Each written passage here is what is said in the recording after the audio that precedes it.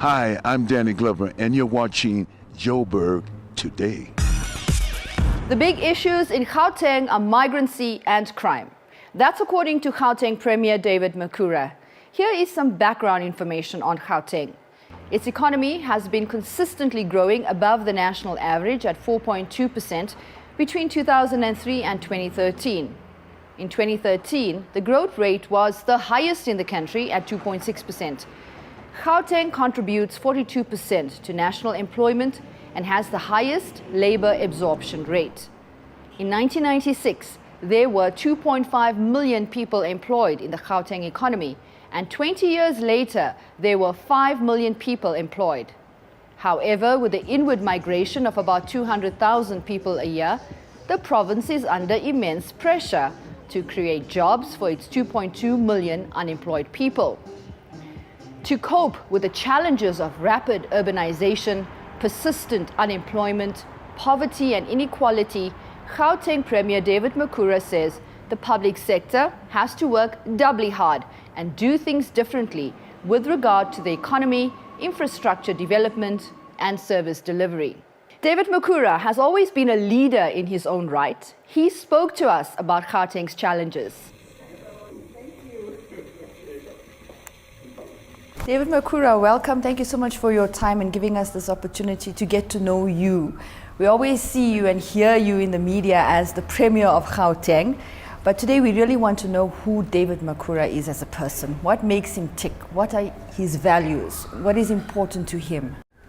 Yes, thank you very much. I think the first important thing I would like to say is that I am an activist, essentially.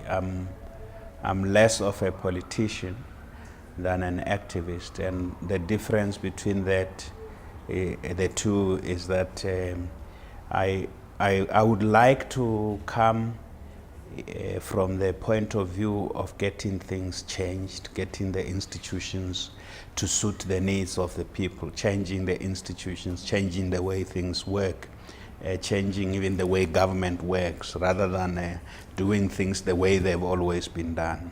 My activism since my youth and student days, I essentially got introduced to the struggle for democracy and freedom in our country as a young man at high school.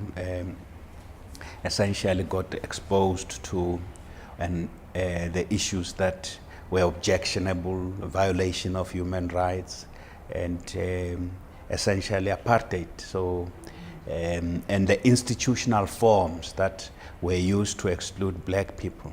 That's why I'm very suspicious of institutions, and yet, yes, we do need to build strong institutions, but institutions can retard progress depending on how they are. So that's my take on many governance issues, is that we always have to get feedback directly from communities and from people. That's why we introduced a very different approach, a lot of new, fresh approach to governance. It's my activist streak. Sure. Having been involved also in the trade unions as a trade union activist.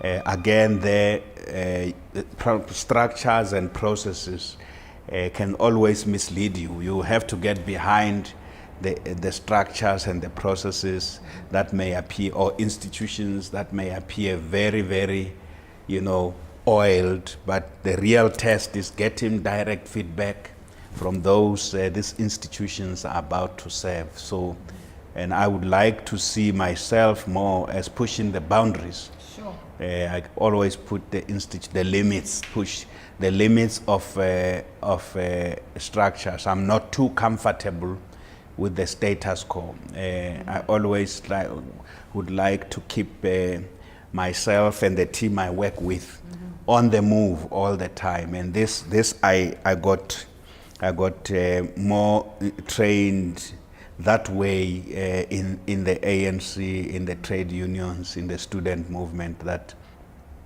once things are too comfortable, you become complacent. You can believe that you are doing very good job when those you serve don't share that optimism. Sure. Yes. It's very inspirational. Certainly you've pushed boundaries, starting out as an activist during very difficult days in South Africa's history to be the Premier of Gauteng. Are you from Gauteng? Well, one of the important things I would like to say is that my father came as a migrant to work in Germiston in the early 50s. And subsequently my mother followed him. I was born in Limpopo, but my younger brother who comes after me was born here in Gauteng, and my family, like many families, have always moved between the city of gold and the countryside. And even later in many years, I got introduced to the politics of the student and youth organizations, not in Limpopo, but here in Gauteng. So I kind of, like many, see myself as a Gautenger by choice, not by birth. Yeah. Yes. Me as well. Gautenger by choice and loving it, loving my adventure and journey in Gauteng. It's certainly exciting to be here because of all the opportunities. What makes Gauteng special for you now that you see it from the eyes of a premier? I would say that I think understanding that for more than a century, people have always gravitated to Johannesburg, to Pretoria, to Germiston, to Vanderbijlpark, to Vereeniging, from the different parts of the country as well as the different parts of the continent, simply because this place offers enormous opportunities for employment. In the 20th century, most of the jobs were in mining and then moved into manufacturing.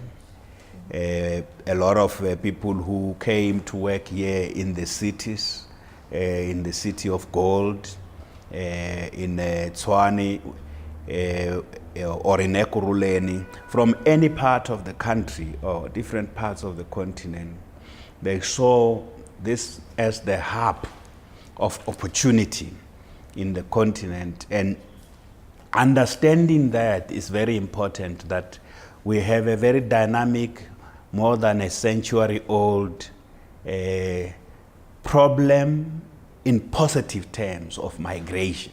So people always move in and out of Gauteng. So when you understand that it is something that has driven, that has made this province what it is, the highways and skylines of our province were built by migrants. Migrants from different parts of South Africa, migrants from different parts of Africa came here to build our highways. That process hasn't stopped. In fact, since 1994, the number of people who move into Gauteng from the continent has increased, and the number of people who move from in migration from different parts of South Africa into Gauteng has increased. We now have in total about 250,000 people move into Gauteng every year. What are the implications of that? So when you are a leader here, you've got to understand that for infrastructure, whether it's education, public transport, or housing, or hospitals and clinics, for the impact on our planning is that the demand for everything is twice what it would be elsewhere. It's very, very challenging to, whatever you deliver here, you have to take into account that you have to plan for people who may or may not come from the different parts of the continent. So that puts lots of pressure on municipalities, on provincial government departments, because there's always one person more than the number that if you were expecting 2 people to arrive, there will be 3 people who arrive. So you plan for 2 people, but 3 people arrive in our schools, in our hospitals, for housing delivery. And so that's a big challenge. But it also, I say a problem in quotes, migration poses challenges, but it also brings opportunities. A lot of people who move to the cities are young people, many of them more educated than previous generations.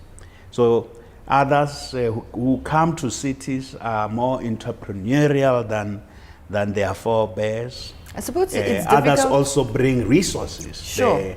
The different business people also get attracted because the city offers the ecosystems for large numbers of people, creating a big market, huge infrastructure concentrated there, huge number of firms that are also offering employment and other entrepreneurship opportunities. That is what attracts more people. So Gauteng continues to be a place of enormous opportunity. But when you are a leader here, when you are the premier here, when you are a mayor here, you tend to have 3 times the job of a premier anywhere else in the republic. Wow. Or a mayor anywhere else in the republic would not have the challenges that the mayors here have. In that regard. So it's very challenging. Yeah. It also brings other challenges, the levels of crime, because with all those things, there's also amongst that a concentration of criminals. Even criminals know that there are more opportunities in the cities. Crime is a big problem, drugs, big problem, transnational drug trafficking, child trafficking, women trafficking. Those things would also, side by side with opportunities, you have problems that are concentrated in a province like Gauteng. What keeps me awake certainly is the level of crime.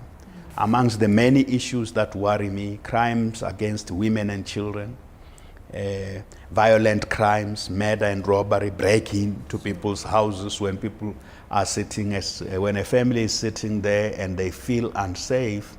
So that keeps me awake. And in a big way, the police have not been very successful. We are doing something about it. We're working with the police. We setting targets for them. We're asking national government to direct more resources to Gauteng because we are the hub of everything, the economy, but also the hub of crime. And there are other things that keep me awake, the level of unemployment. The more people arrive, all of them looking for jobs, means that even when the economy turns around, you need to create, in our case, we say we must create twice the number of jobs that the economy is currently creating. So in the last 2 years, the Gauteng economy created more than 317,000 jobs. We say this economy in that period should create 600,000 jobs. So we must double. Even with delivery, it's the same. The number of houses we should be delivering is twice we ordinarily have to do. So you would understand, therefore, that I think this is a very challenging job in the Republic. It's not the same as the president's job, yes, but it is a very challenging job. But I think I love it. I love this challenge. I would be very bored if I'm the premier of a province where nothing happens. There's lots of things happening here, protest action. Every day, when I'm in my office here, I can hear people saying, go down, protesting, going down to the library gardens. And when I check, what are they protesting? There's all manner of things happening in Gauteng. People may be protesting here about xenophobia. Another one's group there may be protesting about service delivery. Another one may be protesting about another issue, a particular type of crime. So this is a very dynamic province, I must say. And for someone who's uncomfortable with complacency, who likes to push the boundaries, I think it fits very well with who I am. My name is Gareth Cliff and you're watching Joburg Today. And that brings us to the end of this week's episode of The Big Issue. For more coverage on the city, do check out our playlist. Also, like us on Facebook, joburgtoday.tv, and follow us on Twitter @JoburgToday. From myself, Nashina, and the rest of the team, thank you for watching.